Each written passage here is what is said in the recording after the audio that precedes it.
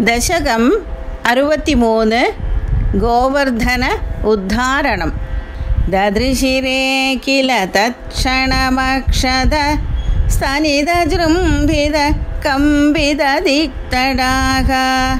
सुषमया भवदङ्गतुलां गताः व्रजपदोपरि वारिधरास्त्वया विपुलकरकमिश्रैः तोयधारानिपातैः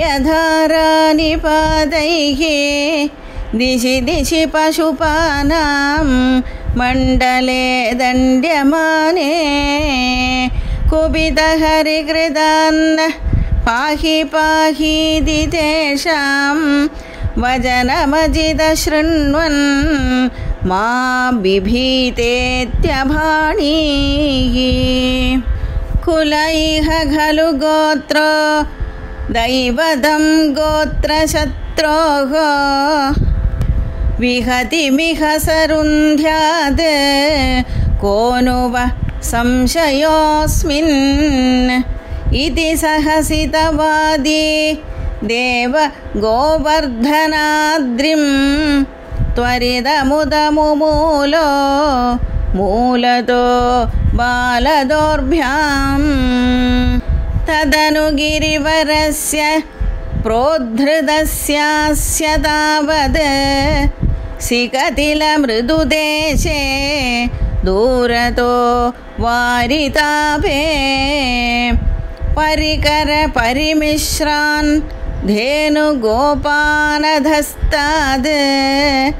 उपनिदधदत्थाः हस्तपद्मेन शैलम् भवति विधृतशैले बालिकाभिर्वयस्यैः अपि विहितविलासं केलिलापादिलोले सविधमिलितधेनु एकहस्तेन कण्टूयति सति पशुपाला तोषमैषन्द सर्वे अतिमहान् गिरिरेष तु वामके करसरोरुहितं धरते चिरं किमिदम् अद्भुतमद्रिबलं निधि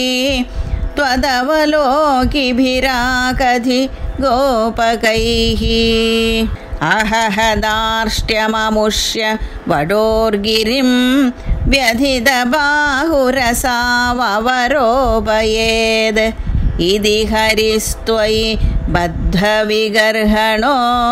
दिवससप्तकमुग्रमवर्षयद् अचलदि त्वयि देव पदात्पदं गलितसर्वजले च घनोत्करे अपहृते मरुतां पतिः त्वदभिशङ्कितधि समुपाद्रवत् शममुपेयुषि वर्षभरे तदा पशुपधेनुकुले च विनिर्गते भुवि विभो समुपाहितभूधरः प्रमुदितैः पशुपैः परिरेभिषे धरणिमेव पुरा धृतवानसि क्षिधितरोद्धरणे तव कश्रमः इति नुदस्त्रिदशै कमलापते गुरुपुरालय पालय मां गदात्।